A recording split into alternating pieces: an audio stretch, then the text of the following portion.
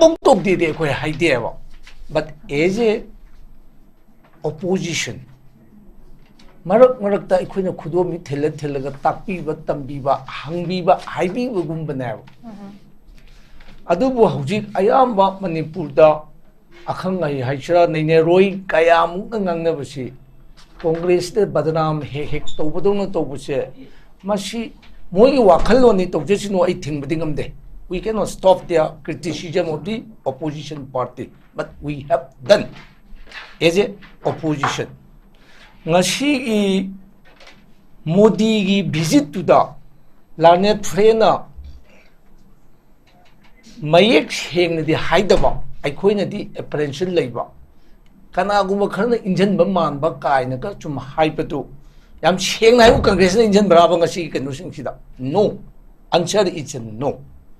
ai khoi di pradhan mantri laga political party mayam shi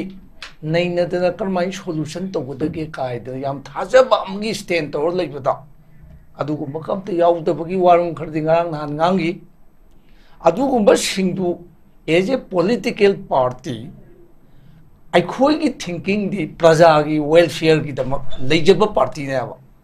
mantri werga paisa cha gi to khalak pa na te ba adumain tawduna ngasi si pradhan mantri na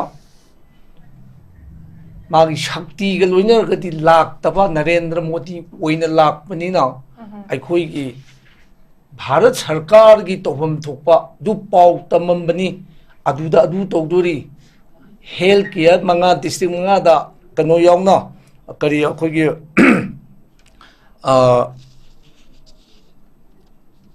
निंथौ खोंग हाइब्रा कनो क यावना अदि नोने यावना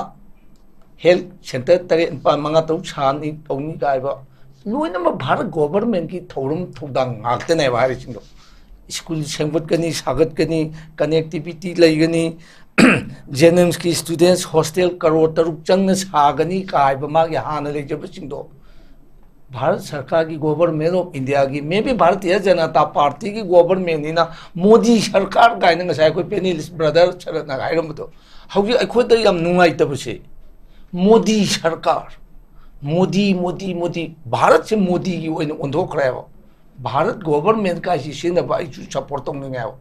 Bharat government Manipur चाखोलनी येंगनी का अदोम चंगलनी अखोई इंदिरा गांधी सरकार हाईद्रीब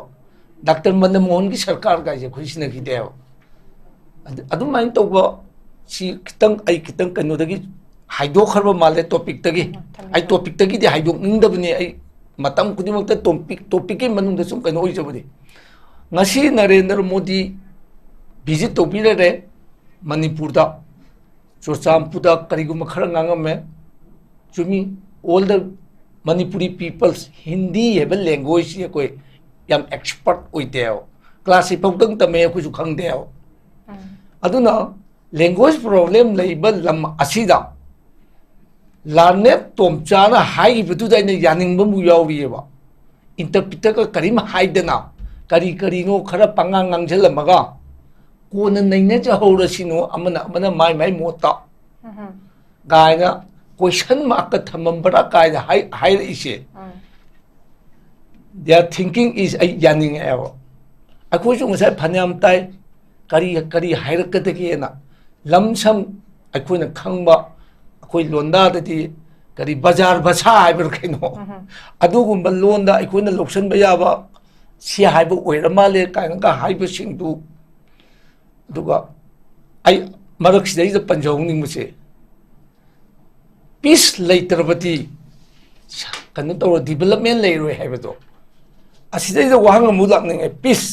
karamba peace mache tura shanti tura ga ning e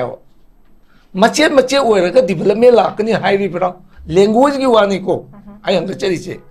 peace haireba मचे तुरा शांति थमगा development लाकनी हाइब्रा मचे थमगा निथी जन चाखो थौरम लाकनी हाइब्रा अदुमाइन तौदना लैंग्वेज की प्रॉब्लम से लेबनिना लैंग्वेज असी अखंगबना हयें निथी जन ट्रांसलेट तौरगा मीडिया सिंदा इलेक्ट्रॉनिक और प्रिंट का निथीजना लैंग्वेज एक्सपर्ट सिंगा तौरगा अमुक हेन नैनेरगदी नुंगाइनी अदुबु वेलडन ngasi नरेंद्र मोदी को निपा अमा दिल्ली दगी मणिपुर दा लाए करोड़ लिसिंग निपान का चंगा का निफु तरेत की चौकत थौरांगी थबक अमा तौरने न भारत गवर्नमेंट की पाउम दी तममे वेल अदवाई बुक्तु दे दिया कुछ याम नुंगाई करीगिनो दा करोड़ लिसिंग निपान का चंगा का निफु तरेत चिंगदना चुरचामपुर दना करोड़ लिसिंग तरेत के चहुंग निफु का मरी भेली दना करोड़ लिसिंग मगा चनी 03 की करीगुम खरदी छादोरे अखोगी मणिपुर हाइरिब कंगलई पाक से छादोरिबनी इंफ्रास्ट्रक्चर हयें थुगाय चखि यारोय थुगाय के दोरी दो ngसाई मचेत की पिस्तु ओयर का थुगाय बिदि दे कोइ जुखंगते द गॉड नोस फ्यूचर अदुना टॉपिक सिगी मनुंग सिदा आइना खंगजेब खरा शेयर तौबनी करीगुम कांदा आइना ngangjeriबसी आइगी लनाइगी ओइबा विजन ने आइना चा औबदाई जगरे नॉट पॉलिटिकल विजन अन करीगुम अवात पर लेरमगसु नैनगिबगी खुदोंचाबा अमु लौजगे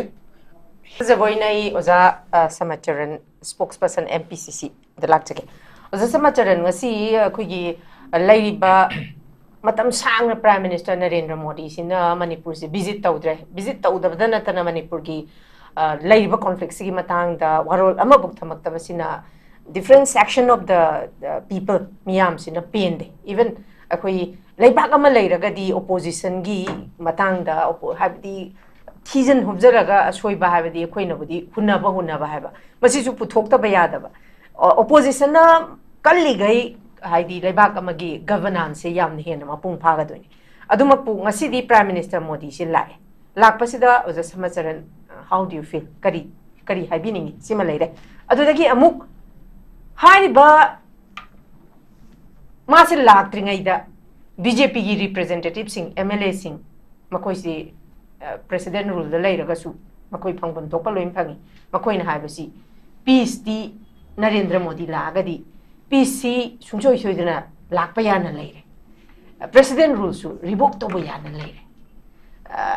अदुदना तना पॉपुलर गवर्नमेंट अमसु सेमबा याबगी वार्मिंग अप तौरे हाइबा स्टेटमेंट से ओजा थमने ओजा दुबु ngasi thamamiba mahaki statement sidadi leiba conflict sigi matang dadi supan he palamna oja kari kamai thamini ai legal practitioner amoina ai answer pijage discussions de yaujage yes sir not view from the political parties yes प्रधानमंत्री लागती है ngasi Narendra Modi लागपने yes ai legal point of view दा प्रधानमंत्री लागदी मणिपुरी सिंसी की problem Manipuri सिंसी की unrest ओरिबल solve तौननबा अमसु करी no खरा प्रधानमंत्री की डिस्क्रिशनरी पावर दगी मणिपुर स्टेट ता करीगुम खर तौगनी अदुगा मतंग सिदा we all Manipuris अखोई नीबगी हैबिट अमा माइंडसेट अमा लेबसिसु आइदि होंदोक जखरेबा वाइ छुताइ नीदोइ सिकरिगिनो नीबसि अखोई टॉप टू आ बॉटम बौसे नीबगी माइंडसेट अमा लै निमि मरी मंगानी से मालागा अदु तौनी मालागा अदु पिरम नीबै बात सुम लेयो मसि माइ अगेंस्ट ओइजगे प्रधानमंत्री लामगदी सी ओइगदबनी करी गुम खरा अखोगी top top unrest 864 days unrest सिगी वैक्यूम अमा वैकेन अमा लैरिसि मेंशन नबगी दमकता प्रधानमंत्री अमा ओइदा of the country Narendra Modi लापने ngasi लाइसे मयाम पुनम ngसाइदगी सुम येंगजबदा नरेंद्र मोदी येंग लापने हाइब सिंगसु याम अखोई yes यावइसा प्रधानमंत्री की भाषण तागे हदन लापबु याव दबदम तौई नरेंद्र मोदी येंबा लापा आई मियेंगनिको छो कयानो चपचाना निंजंगरे हेमा मालिनी सु भोट खोब लाखिबा मणिपुर दा मियाम तिल्लेबा भारतीय जनता पार्टी की सिंपैथाइजर नत्रगा न कार्यकर्ता नत्रगा अदूरा अदा नते हेमा मालिनी सोलेगी हेरोइन दुनी येंगला इसे हायबा भारतीय जनता पार्टी की मीसिंग सिदे असु छो पिसकी स्टाइल दा शो पीस की स्टाइल मोई चटनबी रो चट अमा लई अदबु fortunately or unfortunately laibuk thibra laibuk phabra mi lising tra matra tu yenge kaina television da kari da ka mobile da yam thagal el yam tin ba male kari gino da whole of shopping shaba ngam magana open da thaina konung lampak da ahang mala mahang du da tawbada kari no chamban ga chongthorok da thana na ga thenge chongthorok pa yaroi chakhi yaroi ga na phaba du मोई channel लोचनी अदुना प्रधानमंत्री दी लाक्ते Narendra Modi लापनी कनागुमसिना confuse चलम याई आया की वाही से प्रधानमंत्री से नरेंद्र मोदी ना कनु उजबने बा यस यस होल तो जबने प्रधानमंत्री हाइबा प्राइम मिनिस्टर हाइबा फंदो नरेंद्र मोदी ना होल तो बनी अदुबु ngasi की visit city Narendra Modi visit हाइबदा आइना अदु नोमदो इन पुथोकजबनी मरंदी पोरेबा पोचे मैम से ऑल टुगेदर ngasi पोरेबा कनोसी टोटल दा 8547 crores ने पोरे छे अदुदी प्रधानमंत्री नत्रसु बजेट करीदा सेमगल सागतपा कनेक्टिविटी स्कूल सेमगतपा हेल्थ केयर की हॉस्पिटल की करी की चा सिद गवर्नमेंट मथौने बा प्रधानमंत्री ने पोर कदो नरेंद्र मोदी ना पाउ तम बनेबा आई अदुगी विजन नि कोइना ngасai मियंग नि दे इंजे के हाइसे पॉलिटिकल पार्टी नतगा पॉलिटिशियन पॉलिटिकल व्यू ओइरगदी for the welfare of the state आई ngасai मतिक तंदि पंजागरे एलाबोरेटली एज ए प्रधानमंत्री ना मागी स्टेट सिदा लागती what is to be need state असिदा करी वाली स्टेट असिदा करी थोई हाइबसे ऑफिशियल विजिट ओइना यामना कंक्रीट ओइबा आईगी पार्टी की चीफ मिनिस्टर ओइबा ओइदबा ओइरंबा एमएलए सिंह करी सिंह पॉलिटिकल अखोई की पार्टी सिना पामिसे करी विकसित भारत नि नुस्ते विकसित भारत की करी वाली काइसे नैनेरगा प्रधानमंत्री ओइन ऑफिशियल लाखतौने अद प्रधानमंत्री लाप मालन बनी मागी तोंगब गाड़ी के पोरक्पा मागी अदु अदा सिपाही नुपाई ngakpa khopa दुति नरेंद्र मोदी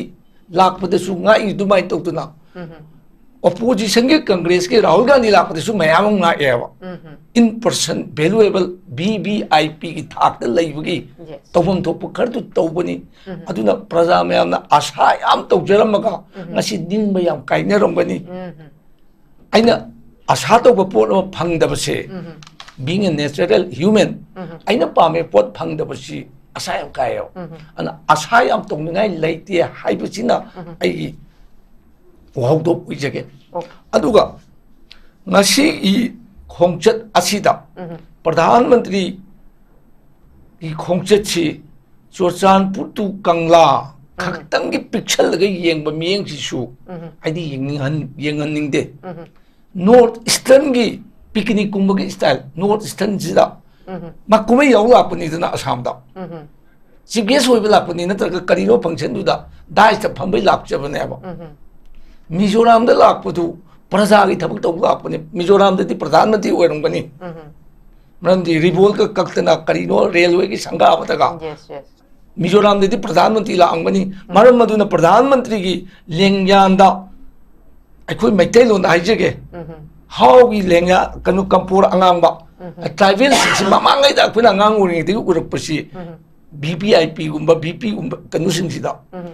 कंपोर अंगांग याम बिसि यामने अवार्डेड याम सेल कनु ने एज वेल एज चसापुकी कुकी कनु सु यावरि मिजोगी लेंगा नम सु याले देयरफॉर आइना हंगचरि सिदि प्रधानमंत्री विजिट ति मिजोराम दने याम तोइना हाइनगिब लई खबरदा मिया लेपुंग फंबदा अमदि डिस्कशन अतै तैदा चंगम ददि नुंगाइते अंत चंगबिरम सी हाइदि आइखोइ सिदा अनाबंग मुचतपसे अचापोत करि कानु पुर चनेबा ए सुमाइतना अखोइगी सिदैदा मरिम तामसु लेबिने हाइबजदे अचापोत पुरमदरे अखोइगी मैतैगी चतनबिनिको ngasi ए अदुदा चक्के मोइदा चलुगे अनाबा हंगे नतगा मोइदा चलुगे अदु अदा हाइबगी विजिट छी करिनो खर गिफ्ट खर पुर सनेयो अखोइदा गिफ्ट ऑफ द प्रोडक्ट से इट शोज दैट अखोइदा लाप नतेयो प्रधानमंत्री ना नरेंद्र मोदी होने सुम लाक्चबनेबा ए मोई की असांग दु पुंग मंगा ने जाय अस पुंग तारामाथोय बारोदगिना मंगा बक्ति केदौ लेजोयबा ए अदुदि मणिपुर चंगबिरन लाक्चबनेबा मराई पुंग फरिसु माय मागी प्रोग्राम दु लोय कायरो माले अखोइना तागिबदा चुरचामपुर दगी अकरि छोरे मिजोराम दगी चुरचामपुर बाउची हेलीकॉप्टर तोंग लाकनी हाइदा तागी अदु तौगिदर माले लाइन यादव अखोई कना कनानो पेनेलिस्ट खना मणिपुर से लाइगे लेपाकनी याम साथीब लमनी अदुने दानी गायनागा अखोई टॉप टॉपा याम चौथोकचबुदु लाइन यादव कनो इम्फाल आन तारा करे मासे चुरचामपुर तागनी लेजरम प्रोग्राम दु कैंसिल तौगरगा नेचर ने हाइचिरा करीनो नोंचिंग चुबना हाइचिरा माय मराब अर्पण हुआ है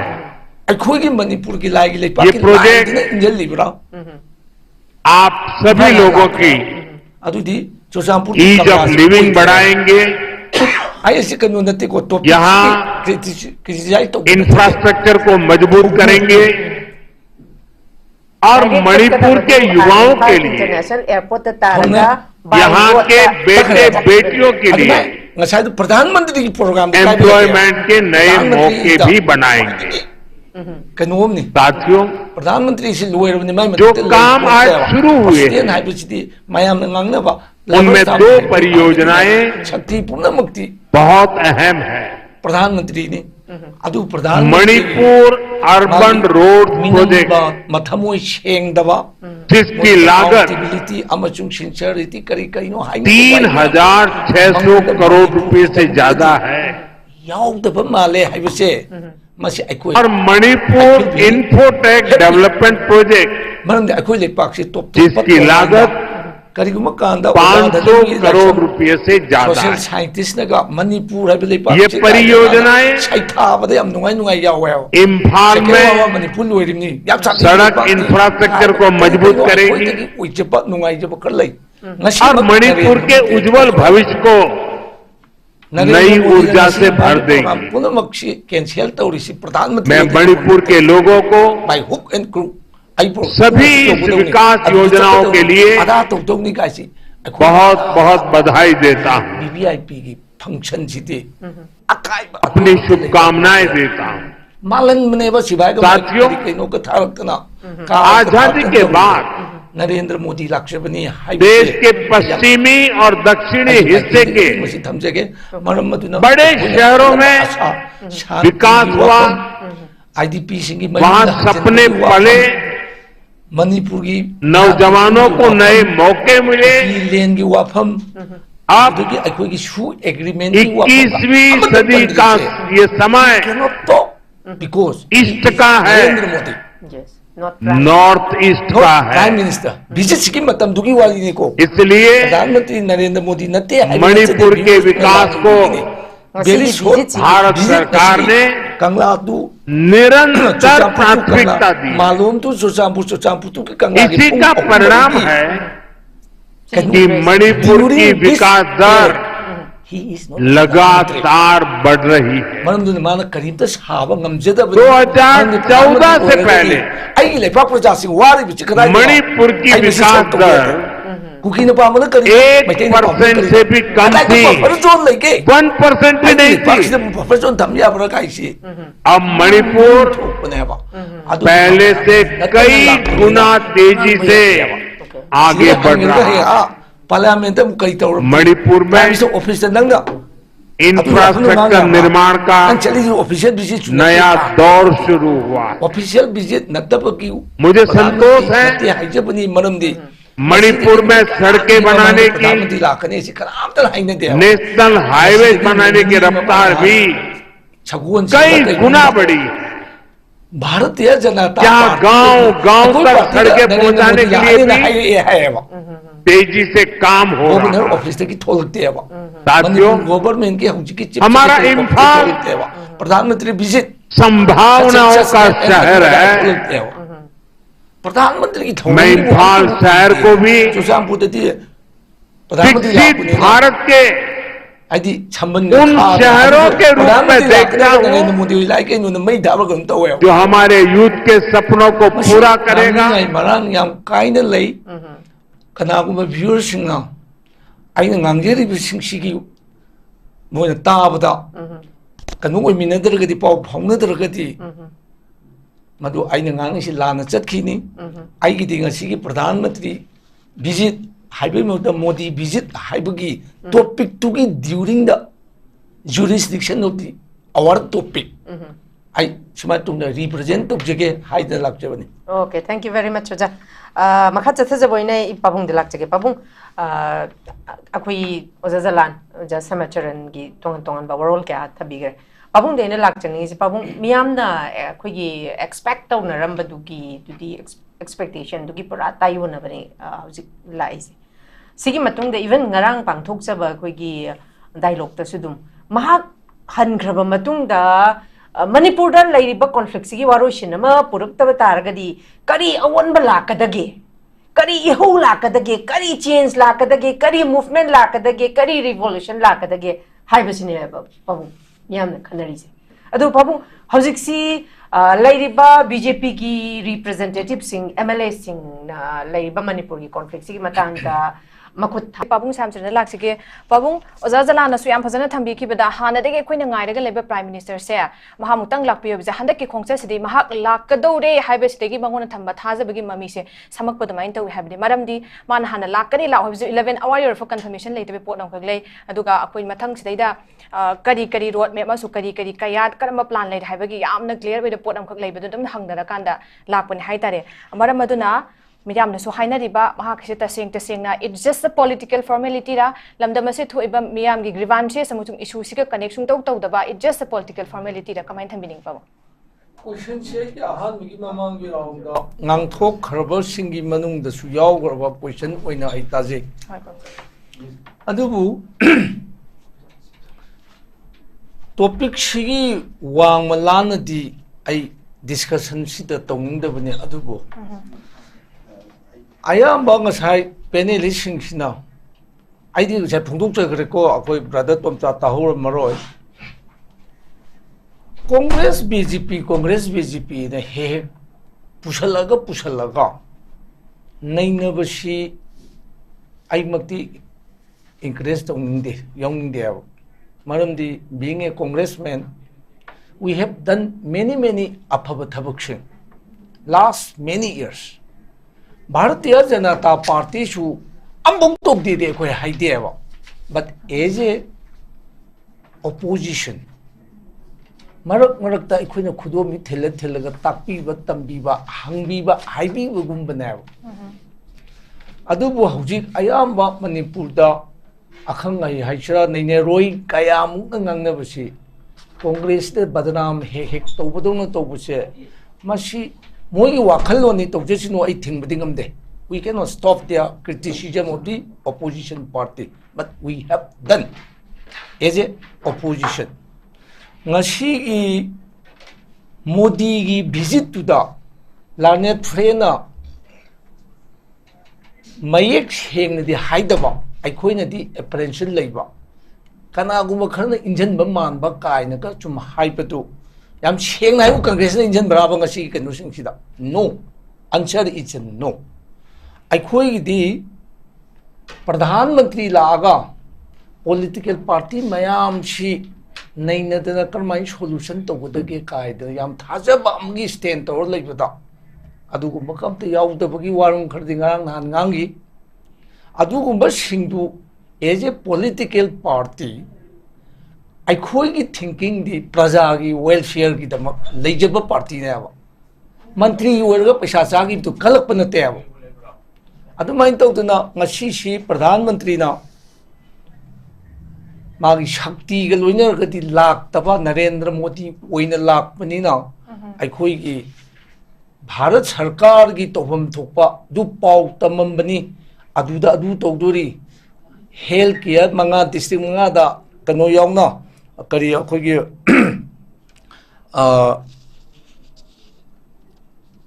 ningthau khong haibra kanu ka yauna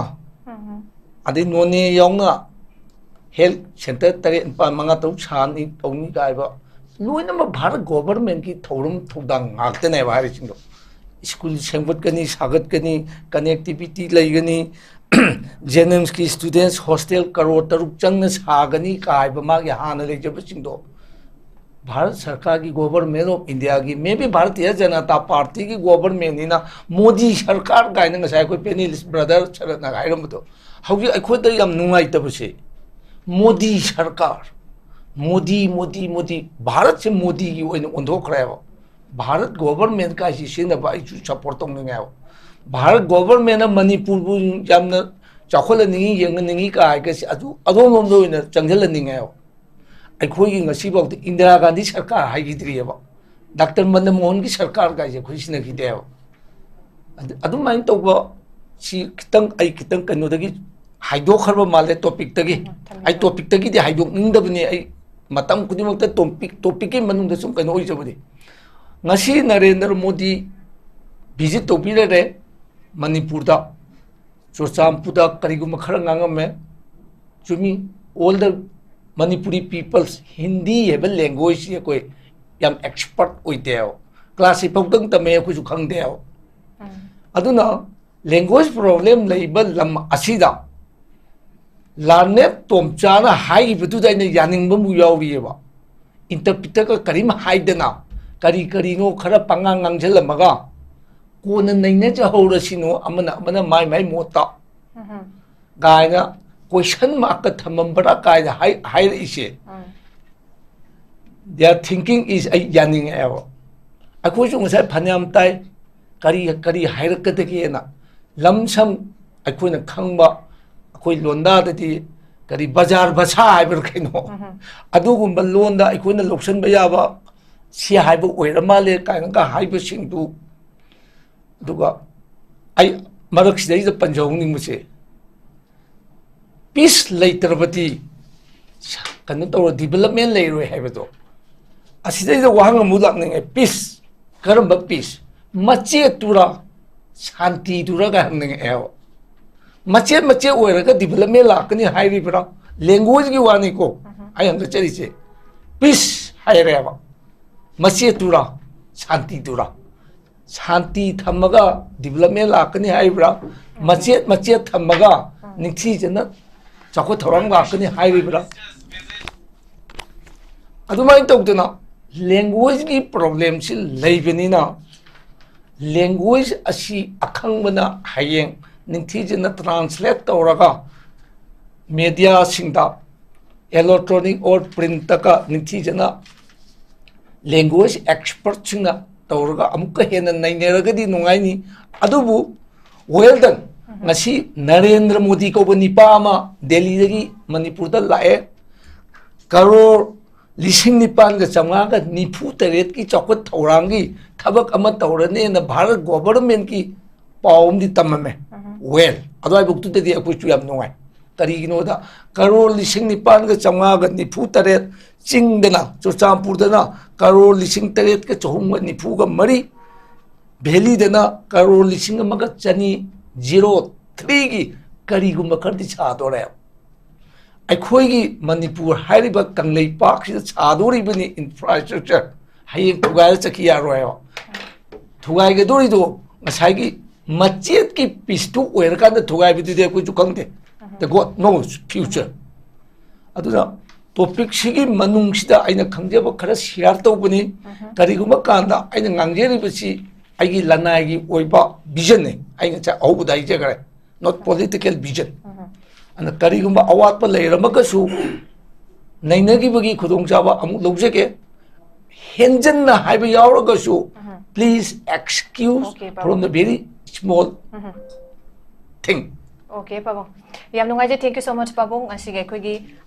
Modi के खोंगचे सिदा थमजरिबा मराथन अखोगी डायलॉग से सरुग याबिदुना पाबोंग की मोट खरा फोंगदोक पिरमेदा मुतम कसुना नॉलेज विंडो टीवी के माइकेरे पाबोंग उथाका फोंगदोक थैंक यू सो मच पाबोंग